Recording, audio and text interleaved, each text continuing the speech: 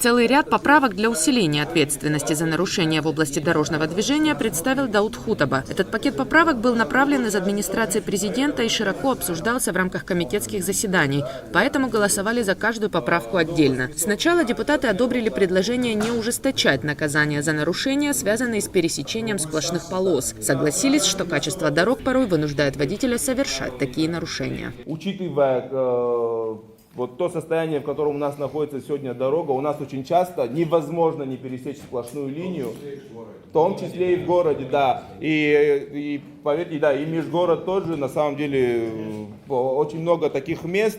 Честно говоря, посчитали нужным подготовить поправку о том, чтобы исключить эту норму, то есть оставить так, как есть на сегодняшний день, чтобы не увеличивать ответственность, не выделять в отдельную статью, а именно в рамках действующего законодательства там точно так же предусмотрен штраф, наказание предусмотрено, и действовать именно в этом направлении так, как было раньше. Вторая поправка – предложение увеличить штраф за вождение в нетрезвом состоянии с 12 до 30 тысяч рублей, а также применять лишение водительских прав не со второго нарушения, как сейчас, а с первого.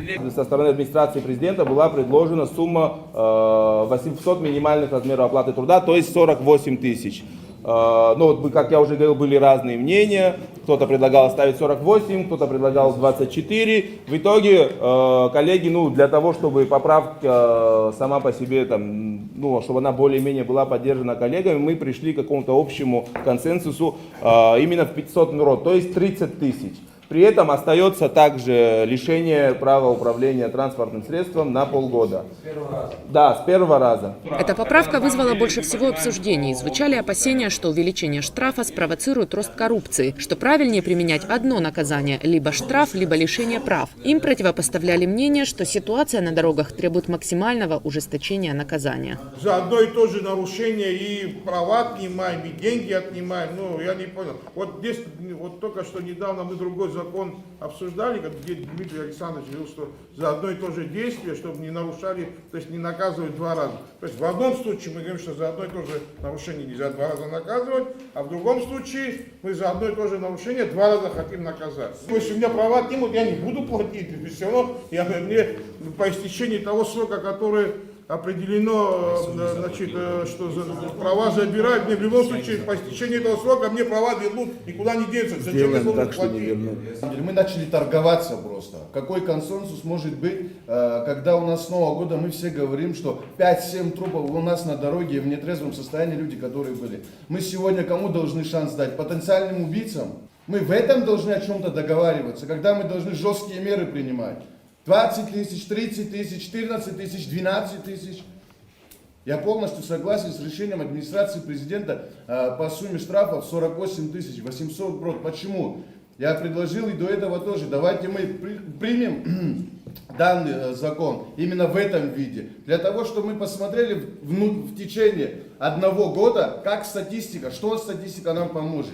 Может быть, мера непопулярная, но она необходимая на сегодняшний день определенно. Начало года у нас ознаменовалось очень печальными событиями, и поэтому мы не можем быть безучастными к этому процессу. С другой стороны, я и разделяю опасения части депутатов, связанных с коррупционной составляющей и так далее. Я не хочу ни о ком говорить, но хочу сказать, что парламент через год и в течение года будет внимательно смотреть за этой ситуацией, и надзирать за ней наших возможностей. И то, что мы сегодня делаем, это прежде всего, конечно же, попытка сохранить жизни наших граждан. И с другой стороны, это кредит доверия со стороны депутатов правоохранительной системы. И я думаю, что этот кредит доверия правоохранительная система, в частности органы внутренних дел, должны оценить и использовать во благо нашего народа. Иначе мы будем впоследствии по пути пересмотра этих законов. Депутат Дмитрий Маршаня поинтересовался у представителя контрольной палаты о коррупционных преступлениях среди сотрудников ГАИ, выявленных в ходе прошлогодней проверки данного ведомства. Исполняющий обязанности председателя Зураб Отарба сообщил, что эти материалы не подлежат разглашению. Там есть ряд нарушений, но этот материал под грифом «секретно» для служебного пользования. Он передан в парламент и во все инстанции. Мы озвучивать эти нарушения не можем. по той причине, что этот материал под грифом для служебного пользования. Поправку о повышении штрафа и лишении прав одобрили 19 депутатов, 8 проголосовали против. Только одну поправку из предложенных Даутом Хутаба депутаты не поддержали. Ее суть в том, чтобы не применять административный арест ко всем, кто второй раз попадется пьяным за рулем. Нам в том законопроекте, который был предложен, предлагалось, что повторное в течение года управление транспортным средством водителем, находящимся в состоянии алкогольного опьянения, влечет административный арест на 15 суток. Ну, честно говоря, я слушал вот на мой взгляд, да. То есть это получается, что это не имеет значения взрослый человек, не имеет значения мужчина, женщина.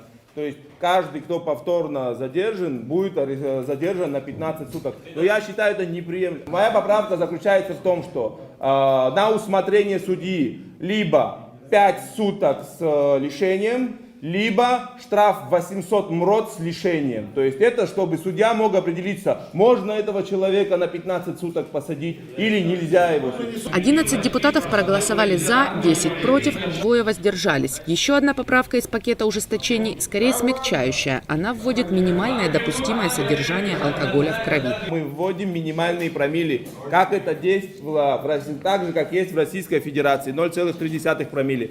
Это, как вы знаете, много раз к нам люди обращались с тем, что там вчера выпил, то есть человек уже не в состоянии опьянения, какие-то остаточные минимальные значения показывают и его штрафуют. Раз мы увеличиваем штрафы, то, наверное, логично, что мы людям поможем и хотя бы в том, чтобы, не находясь в состоянии опьянения, да, чтобы их не штрафовали. Есть спиртосодержащие лекарства. То есть, да, есть такие моменты, когда минимальный какой-то показывает, но в соответствии с сегодняшним действующим законодательством это достаточно для того, чтобы его оштрафовали. Спустя 1,5 часа после начала заседания 7 депутатов покинули зал. Алхаз Барцец обратил на это внимание и просил помощников пригласить избранников обратно, чтобы они приняли участие в голосовании. Когда коллеги вернулись, спикер Лаша Ашуба отметил, что быстрее других устают именно молодые депутаты. Представители старшего поколения находят в себе силы не выходить во время сессии. Поправку о допустимом содержании алкоголя в крови одобрили 28 депутатов.